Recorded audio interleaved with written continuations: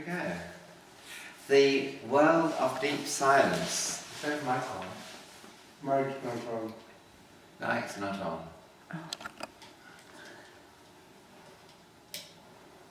The world of deep silence.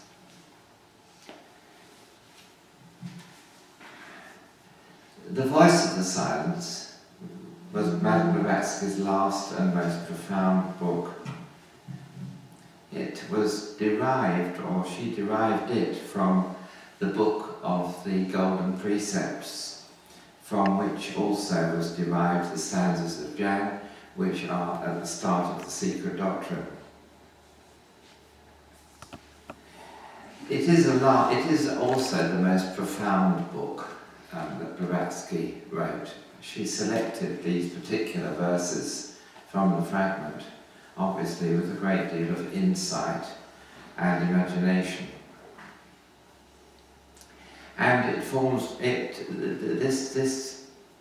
was the great mystic work called the Paramartha, which I guess is largely lost today because many people have sought to find the stanzas of Jan in their original origin, where she got them from, and haven't found them. Now, in looking at this whole subject of silence, in the Voice of the Silence, there is, of course, the tremendous role of consciousness. And I want to start off by reading you some words that Geoffrey Farthing wrote in his book Deity, Cosmos and Man, because it's all about this subject of consciousness and our senses.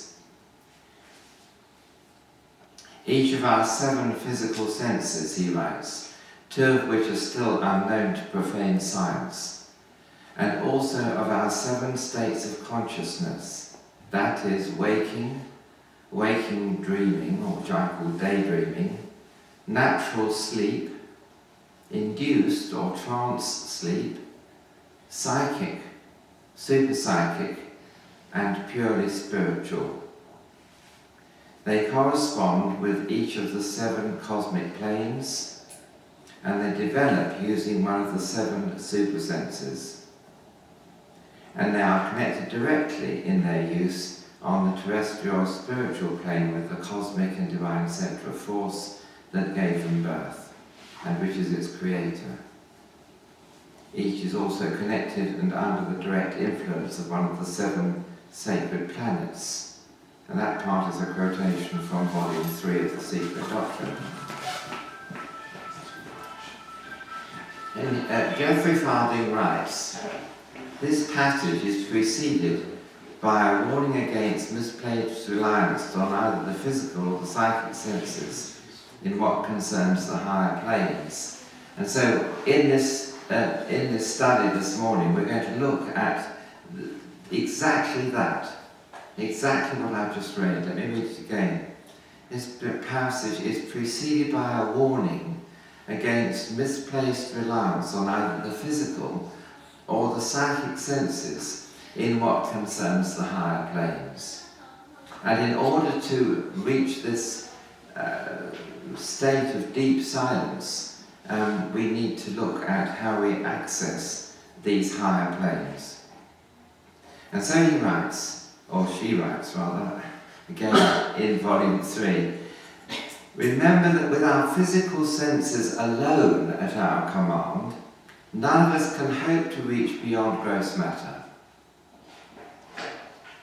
We can do so only through one or another of our 7 spiritual senses, either by training, if one is a born seer, yet even a clairvoyant possessed of such faculties, if not an adept, no matter how honest and sincere he may be, will, through his ignorance of the truths of occult science, be led by visions he sees in the astral light, only to mistake for God or angels the denizens of those spheres of which he may occasionally catch a glimpse, as witness Swedenborg and others.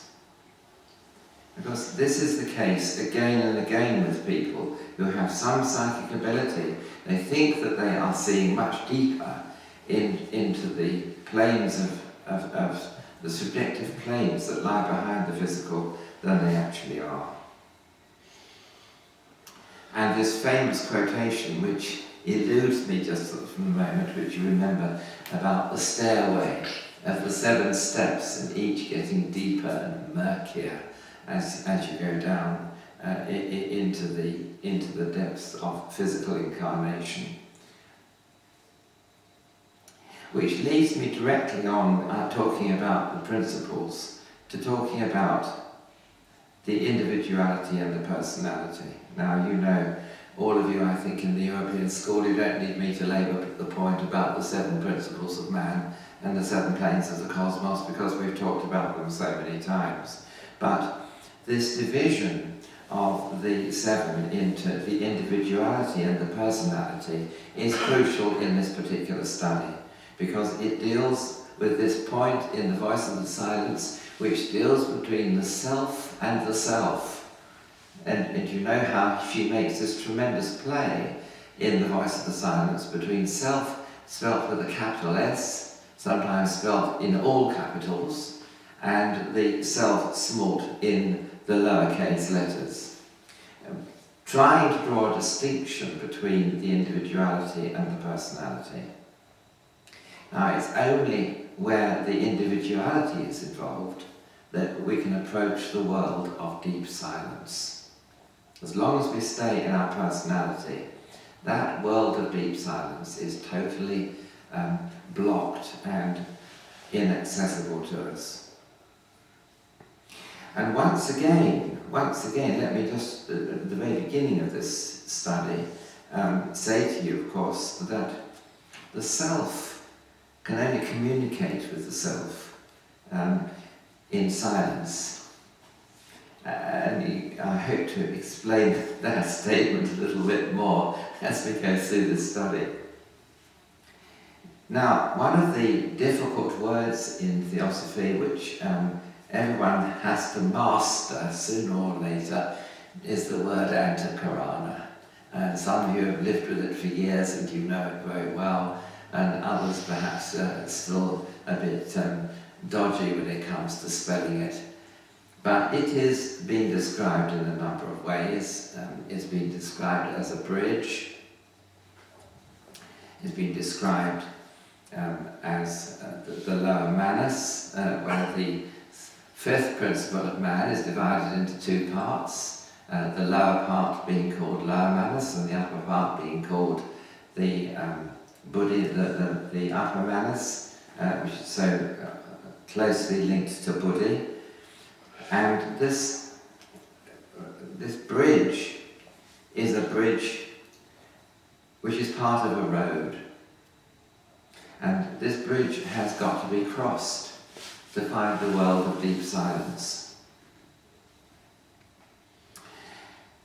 The first time I became aware that I was a self and a small self and a big self, to use a rather rough abbreviation, was when I was about 18 or 19. The parish priest had said, well, he said, I want to organise a retreat for the parish, and I'd like as many people to come on it as possible.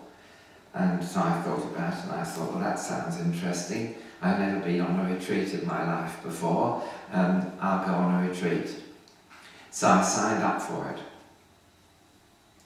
What I didn't really, perhaps I wasn't paying attention enough when I heard about this retreat. What I didn't realise was that from tea time on Friday to tea time on Sunday, there was to be so total silence. I had never ever gone into a situation like that in my life before.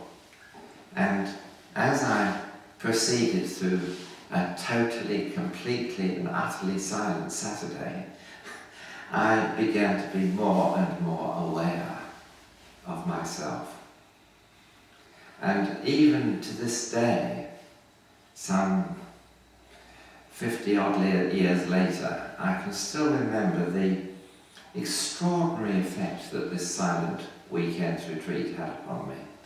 Because I discovered that I was a self and I was another self. I discovered that there was a duality about me which I'd never ever suspected before. And it just completely threw me to have an experience like this that I was totally unexpected to have. And so when I came to Theosophy and I started studying Theosophy, I really did have something to go on. It wasn't just a piece of theory, this business in the voice of the silence, of there being to a self and a self. But it was something that I could look back on in my life and relate to. Anyway, so much for that. I hope that all of you who are here have had a similar experience, because if you have had that experience, then this won't be a piece of theory that I'm talking about this morning. It will be a statement of your own personal pilgrimage and spiritual life. Now, one of the things that the voice of the silence goes into is the question, is the start of it, is the 3 halls. In fact, there are 4 halls, not 3 halls, but it's called 3 halls, because the 4th hall is described as the world, and you start off with this concept of the world, and then you move into this. It's called the Hall of Sorrow, this first world, and then we have the other halls, which, let me read you from the actual text itself, because it's such a beautiful text. The name of the first hall is ignorance, avidya. Well, we all have to start there, don't we? We all have to start in the hall of ignorance. There's none of us that can miss out that hall as we enter the path. We'll talk a lot more about the path later on. It is the hall in which thou sawest the light, in which thou livest, and shalt die. The name of the hall, the second, is the hall of learning. In it thy soul will find the blossoms of life, but under every flower a serpent coiled. Now, what does that imagery mean? If you look up the notes on the voice of the silence, you read that this is the heresy of separateness. Because all the time you're in sort of the academic mode, you're inclined to go the analytical path. We've all been trained in this analytical path right from the beginning of our school days, and immediately we're confronted with any sort of problem, we immediately start to analyse it and break it down into its components. And what is being said here, and of course it looks very wonderful to us, it's a beautiful technique. It enables us to get hold of the reality that surrounds us in our lives and make sense of it by breaking it down in order to understand the bits and then putting it all together again. And it is a beautiful flower, the blossom of life, in fact.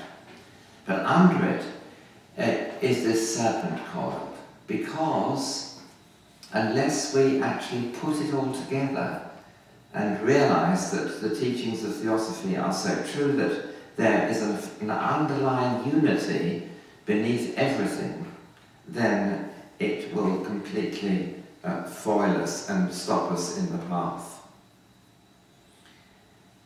And then the name of the 3rd hall is wisdom, beyond which stretch the shoreless waters of Akashra, the indestructible fount of omniscience. And then it goes on to say about what happens when you try and cross these halls. And I can never stop myself from thinking about the analogy of the Great Hall when I read about these halls in the voice of the silence. There's this analogy given of our lives, of a great barn, a huge great barn, in which there is a banquet going on. And at one end of the barn, you may have heard this before, there is a small hole in the gable, and a little bird flies in. And all this from the darkness, and all this feasting and merriment is going on downstairs on the floor of the barn. A great feast and celebration. And this little bird flies right through the barn and passes by all this merriment and all this feasting, and eventually it goes out to the hole in the gable at the other end of the barn, into the darkness again. And I get this picture in my mind as I think about these halls that are described in The Voice of the Silence, because they're a part of the path, and part of the path which goes, in my view, across the bridge of Antakarana, between the self and the self, or between the personality and the individuality. Now, why did I start off by reading these words that Geoffrey had put in his book about consciousness? It's because as we traverse these various aspects of the path that go through these halls, over these bridges, which is very appropriate for Venice, isn't it? Halls and bridges. We go through different levels of consciousness in ourselves. When we're really hungry or thirsty, of course our consciousness is totally focused in our physical bodies, and at other times too, if we hurt ourselves. If we're enjoying a wonderful meal, we tend to be focused in our physical bodies. There are all sorts of examples I could give about that, couldn't I? I'm sure you can think of many as well, where our consciousness is really totally there. If we're studying for an examination and we're desperate to get a good mark in the exam, we are totally focused within our minds.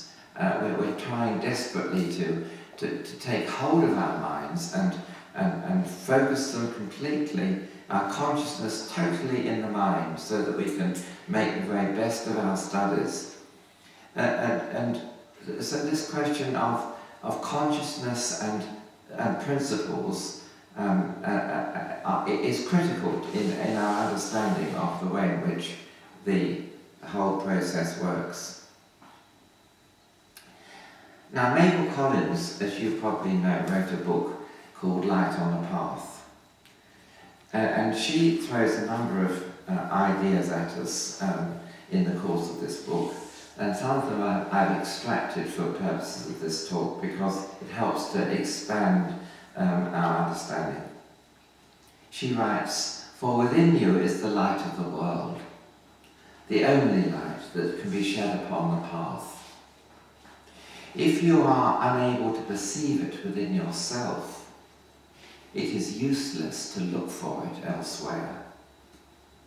It is beyond you, because when you reach it, you have lost yourself. It is unattainable, because it ever recedes. You will enter the light, but you will never touch the flame." Then later on she writes, "Having obtained the use of the inner senses, having conquered the desires of the outer senses, having conquered the desires of the individual soul, and having obtained knowledge, prepare now, O disciple, to enter upon the way in reality. The path is found. Make yourself ready to tread it." And then she becomes even more enigmatic. She says, "Hold fast to that which is neither substance nor existence. Listen only to the voice which is soundless. Look only on that which is invisible alike to the inner and outer sense." Then she says, "To all who are interested seriously in occultism, I say first take knowledge. To him who hath shall be given. It is useless to wait for it. The womb of time will close before you, and in later years you will remain unborn, without power. I say therefore to those who have any hunger or thirst for knowledge, attend to these rules. They are none of my handicraft or invention. They are merely the phrasing of laws in supernature, the putting into words truths as absolute in their own sphere as those laws which govern the earth and its atmosphere.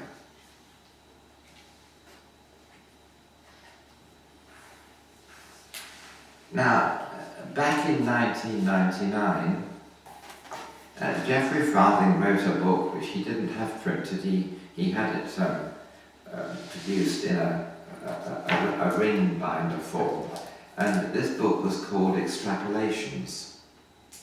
It was a book he wrote based upon his reactions to a book which had been written some time previously by David Lorimer of the Scientific and Medical Network. You may have heard of David Lorimer, all of you. And this book was called The Spirit of Science.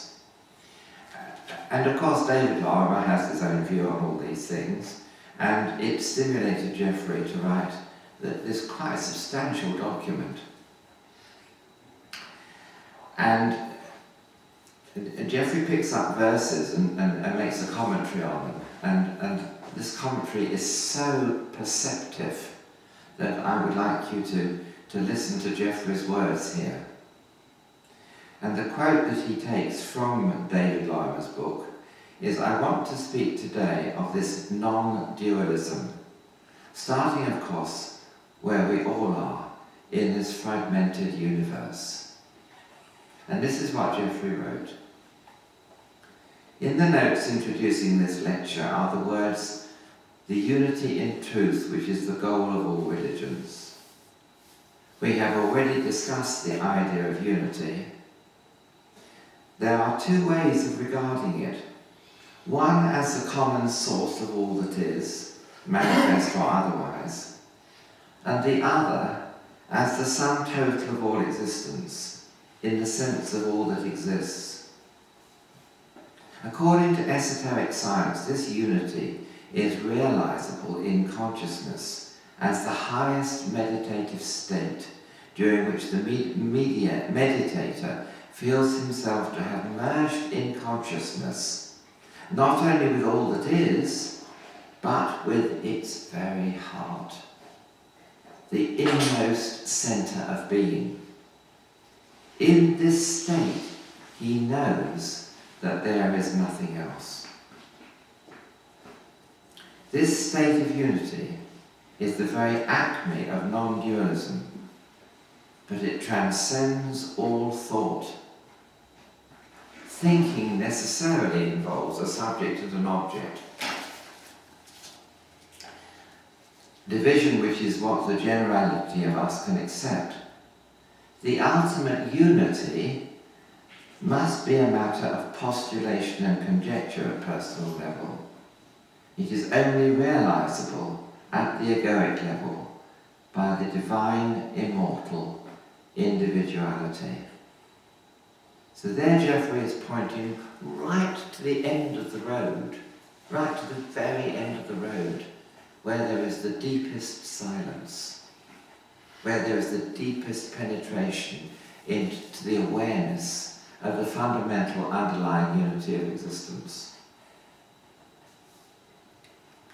I'd love to read you a lot more of this book because it really is a fascinating book that Geoffrey wrote. I'll come back to just a bit of it in a moment, because I want to switch to another book which I think some of you have bought off the bookstall during the school this week, called The Search Within by Christmas Humphreys. Because Christmas Humphreys was on exactly the same theme that I'm on this morning when he wrote this book. And there are all sorts of incredible gems in this book.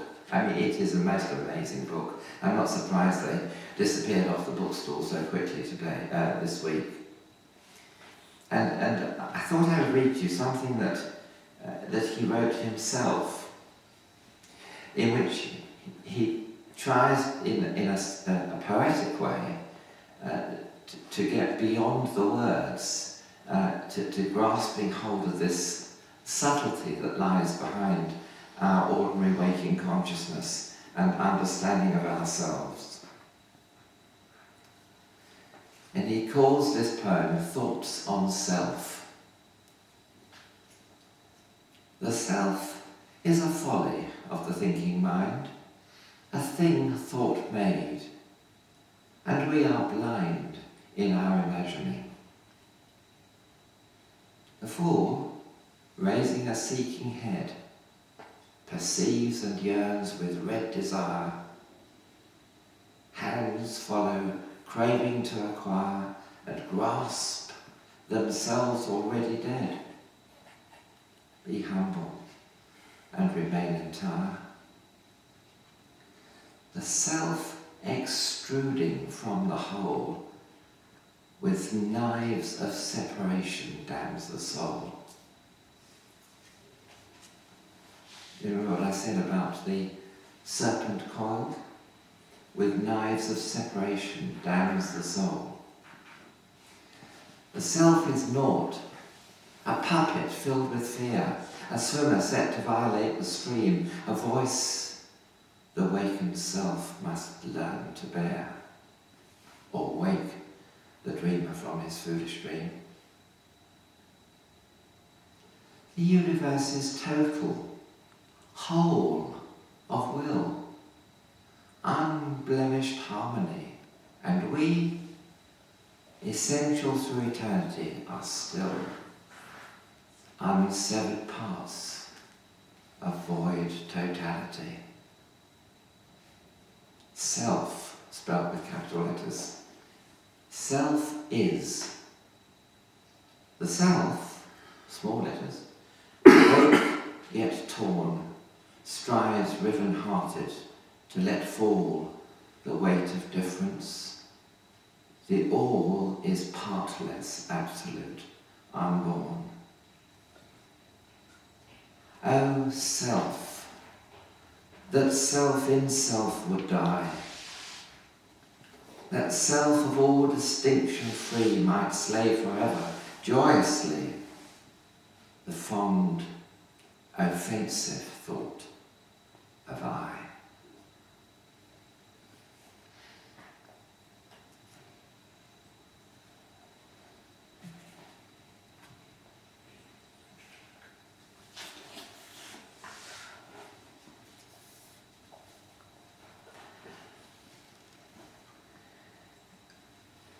And very appropriately, I come back to Geoffrey. He picks up this point exactly. He says, he picks up these words from David Long's book. He says, we're all being led beyond that mortal dualism, that deathly concept of mortal dualism, into the transcendent. And this is what Geoffrey says about that. And talking about the particular point that we quoted, he says, Griffith here goes on to say that Jesus came to lead humanity out of the law. Understood in the light of esoteric science, this obviously cannot be. What he is referring to is the canon law of the Jewish scripture. This does not relate to natural law. Griffith goes on to say that Jesus was taking us out of the law, out of this moral religion, to the religion of love, the religion of graces. Most of us, Geoffrey goes on, appreciate what the religion of love is. At the very least, it is the basis for our relationships between all human beings. There will be many, however, who will not understand what the religion of grace is. Many would construe it to mean some kind of blessing from on high with redemptive potency. If this cannot be understood in terms of esoteric science, it would mean that the aspirant has by some means begun to build the bridge of Antakarana between his personal self and his egoic divine self, his immortal self. This process, Geoffrey says, is not only enlightening, but also redemptive. The redemption, however, will not necessarily come as many may have imagined or perhaps hoped. We have previously mentioned karma. The man, having invoked his egoic self, has put himself on the path to final redemption. Most of us have considerable karmic debts which we cannot escape. We have to settle them before our ultimate release is possible. In the light of this consideration, all those of us who are seriously on the path of spiritual development must be aware of what we are doing. Many teachers will not mention this price we have to pay. Even if they are aware of it, it seems that most are not. It would perhaps be invidious to attempt to relate much of what Griffiths says in many passages in his lecture to the esoteric viewpoint. His points are related very closely to ideas in conventional religion and scripture. By and large, in places, the words point towards the same horizon as that of esoteric science, but they tend to be personalized. The horizon of esoteric science is as far as consciousness itself can reach, liberated from personal limitations. It is quite boundless and attainable only by what Griffiths refers to as consciousness of the One, the unity of the whole universe. He also refers to freedom. The freedom envisaged, says Geoffrey, by esoteric science is freedom from any kind of limitation whatever. It is impossible to visualize or to use any simile to describe it, because this freedom does not relate to conditioned existence at all. There is a significant saying of Jesus that in his service is perfect freedom. His service means, in esoteric terms, the total abandonment of one's personal self to the universal life process, in whatever way we as individuals might be involved in it.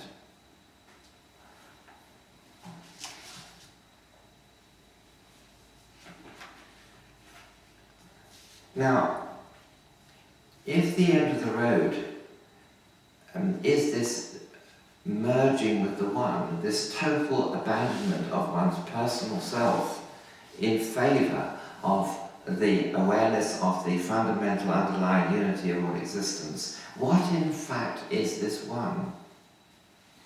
Is it in fact something which we can have any regard for at all?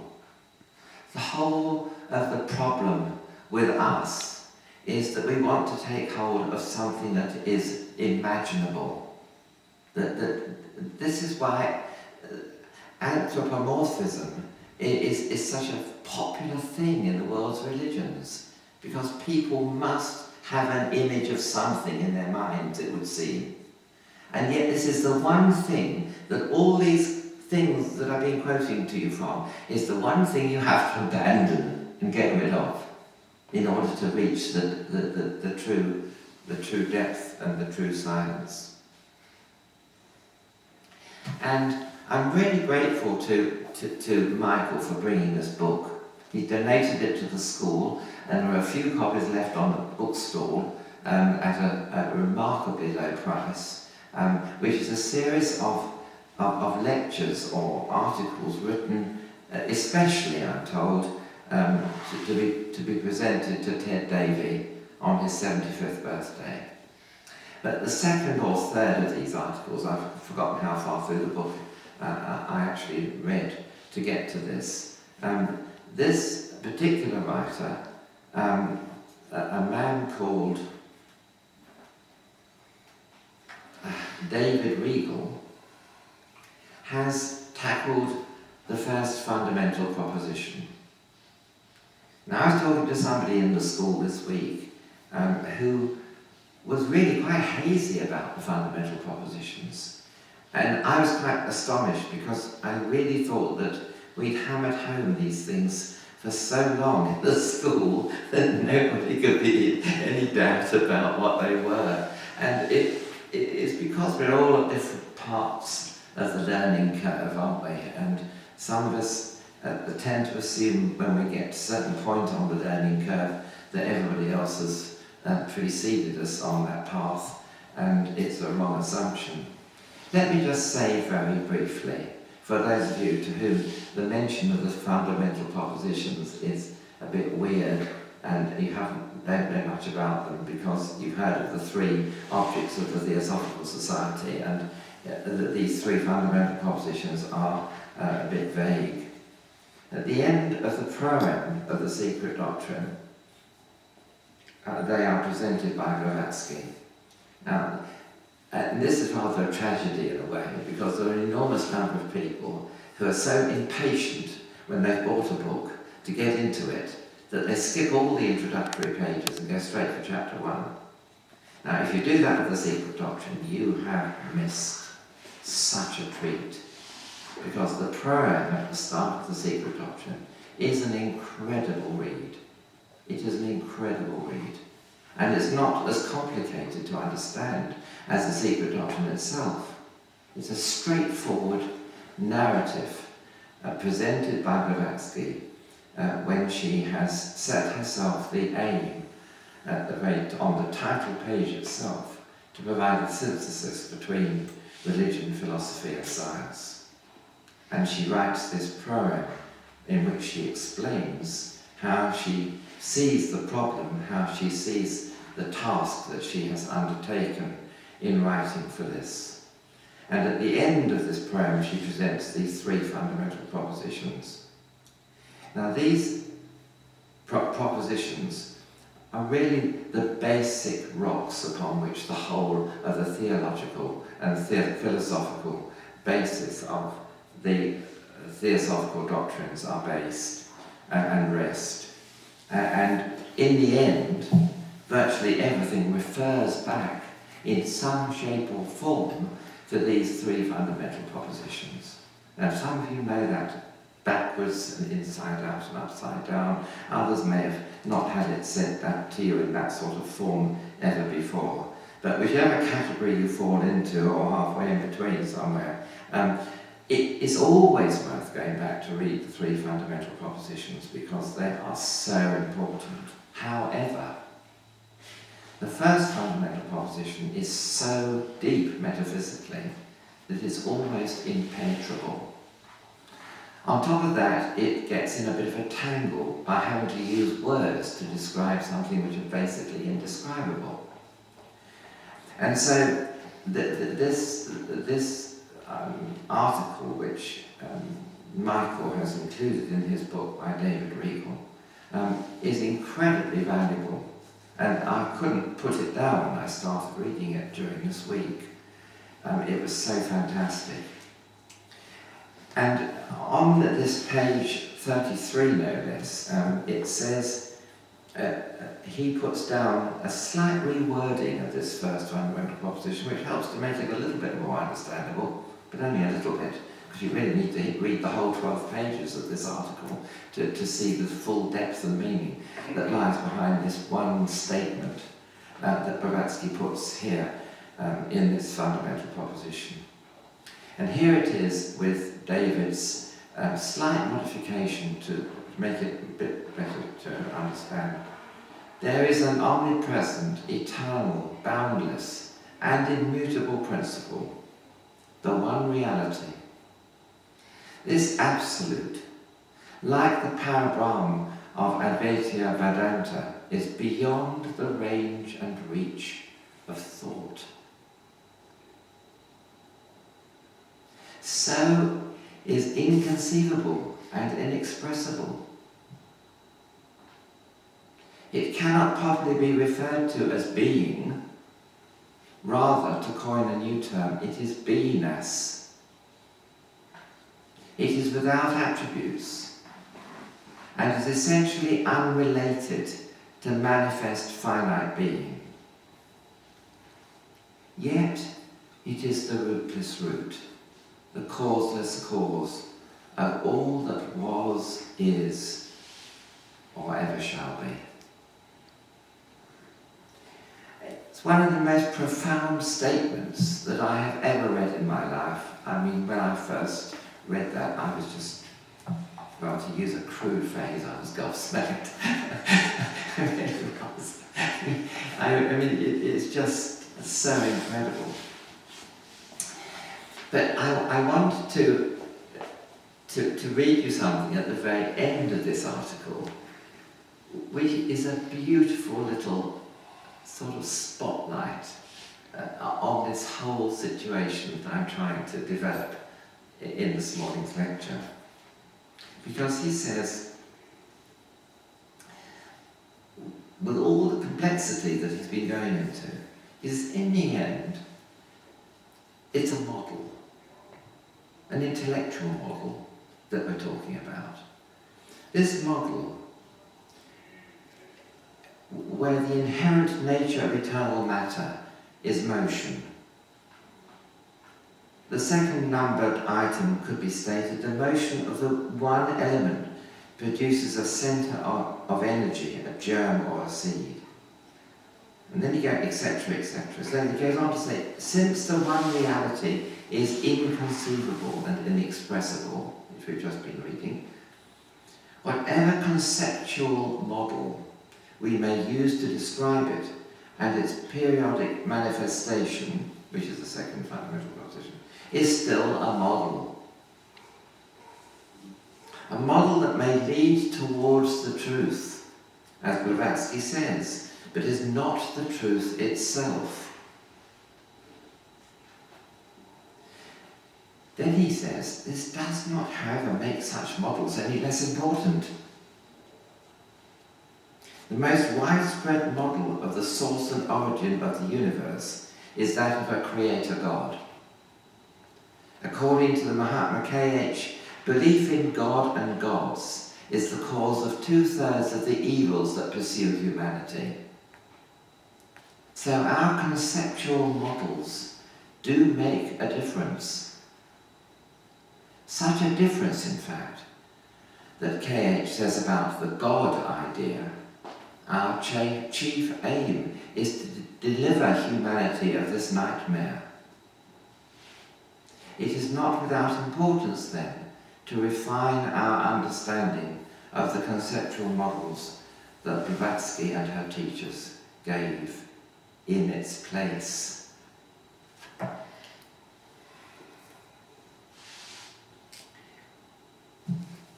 I suppose in the end, what we're talking about is an expansion of consciousness. I was going to bring a visual aid, but I've left it behind upstairs. I was going to say that in trying to understand this expansion of consciousness which is needed as we go deeper and deeper into this idea of unity and abandoning of our personal self and our identity as a personal self, we need to realise, and of course this is traditional language, that we are a tiny fragment of an infinite diversity that the whole cosmos is, as a manifestation of the one. But when it comes down to consciousness, it's even more difficult to get hold of it. And I was going to put my sunglasses on. And you have to imagine I've got my sunglasses on now, and I can only see you dimly with my very dark sunglasses on. I only have a very dim idea what you look like compared to what I have when I've got my glasses on. And this is really what St. Paul is saying when he says, now we see through a glass darkly.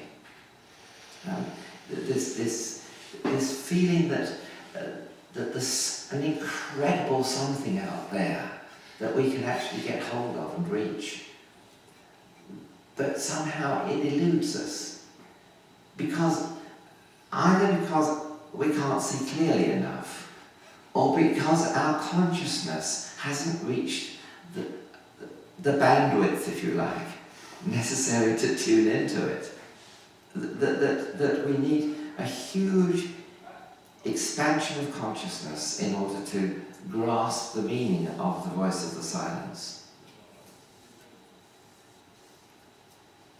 Now, I would suggest that one of the ways in which we achieve this huge expansion of consciousness is by looking at it in terms of silence, the world of deep silence. Because at each level of the stairway, you have to go to another level of silence. Yes, you can come into a meditation like we have here each morning at the school and sit in silence, physical silence. But each person sitting here in physical silence may have a whole world of activity going on inside their heads. Their imagination may be doing double time. And so the first challenge is to get to that level of silence where there's sufficient silence in the mind to become aware of the self.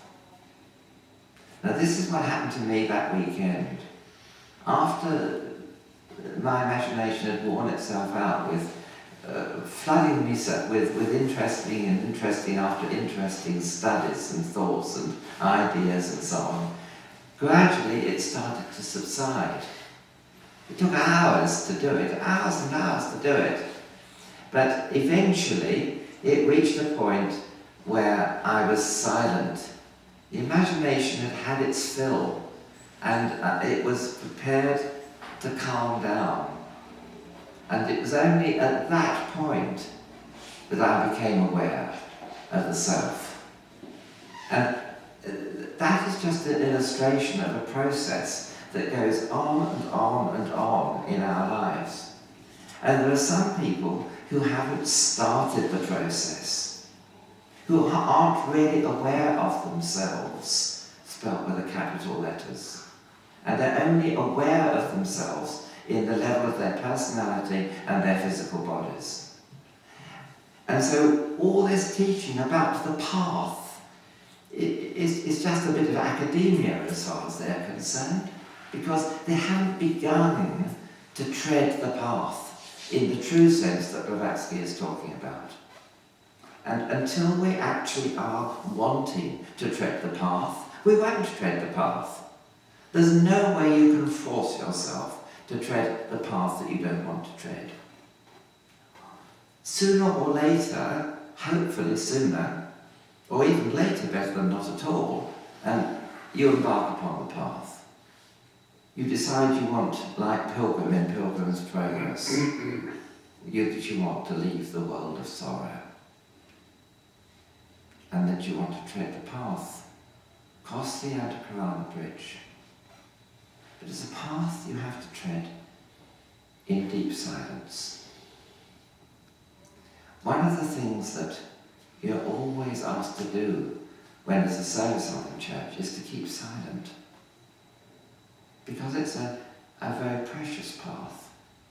It's not a path for the profane, or for the cynical, or for the unbelieving. It's a path that can only be trod by those who are treading it with the utmost seriousness and the most deep spiritual intent. And so, a lot of people are of course afraid of silence. Many young people are afraid of silence. They want the noise jangling in their ears all the time, lest hearing they might hear and seeing they might understand. There is this huge desire to block out the possibility that there might be a world out there to be accessed by through the road that leads to the deep silence.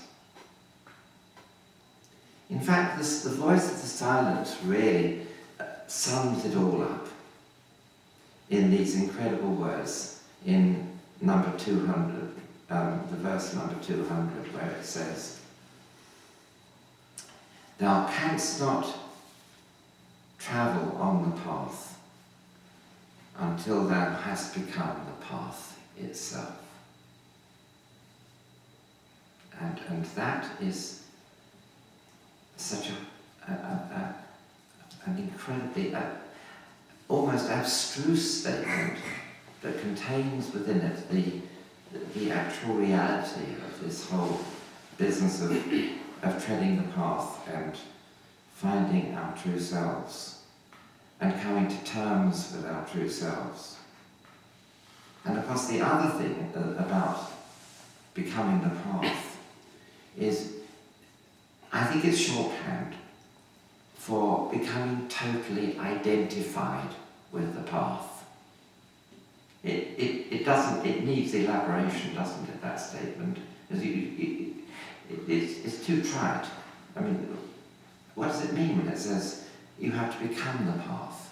You have to become so identified with the path that it is actually possible to tread along it. If you don't reach that point of identification with it, then you can't traverse the path. And in the end, I'm sure that you will almost feel in this talk this morning the total inadequacy of words. Whether I've used poetry, whether I've used quotations, whatever I've used, there is something here that is so deep and at the very heart of esotericism that it is beyond words. And yet it is there as a total reality. In fact, it is the ultimate reality, as has already been said in the quotations that I've read to you this morning. Well, I've had my hour, or now the best part of it, but I may hopefully have stimulated some thoughts, and perhaps I've stimulated you to buy this book that Michael has so kindly brought with him to the school and donated to the school, because it has got some fantastic stuff in it. And even if you only buy it for this one analysis of the first fundamental proposition, there are all sorts of goodies here, and they've been specially selected, as I say, to honour this man, Ted Davey, but they are a wonderful read, each of them, and I do recommend you to take a look at it with a view to buying it. Well, thank you all very much for listening so intently and so beautifully to that talk. I wonder whether anybody wants to make any statements or ask any questions before we close. Yes, Crystal. Thank you very much, Colin, for this very profound exposition. It came to my mind, thinking of the Bhagavad Gita, it also points out the path, and it suggests several yogas. And the first yoga is mentioned is Jnana Yoga, the yoga of knowledge. And that is what Theosophy really is, isn't it? It's the yoga of knowledge, and it's the first one. We need to know about it before we can do anything else. The second yoga is then Karma Yoga, which is yoga of service, of action. And the third is Bhakti Yoga, which is Christianity, isn't it? Well, it's the yoga of worship. Of worship, yes, which is really, religion. Yes, but Raja Yoga is really the one that it's all leading to. That's right. The final one is Raja Yoga, which Yes. is the yoga of the divine, of the true spiritual understanding. And there's another statement, the halls you mentioned. The second hall, this is the hall of learning, isn't it? And the hall, a snake under each flower. Under each flower, yes. And it's so graphic, it's so fantastic, and it alludes to the illusion, to the glamour of the world, isn't it? Of everything you find there in the astral world. Not to be deceived by it. It was a very difficult talk to put together, Crystal, because it wove together the concept of consciousness and the concepts of progression through a path. But you got it across beautifully. Thank you, thank you. Anybody else want to say anything? Thank you very much.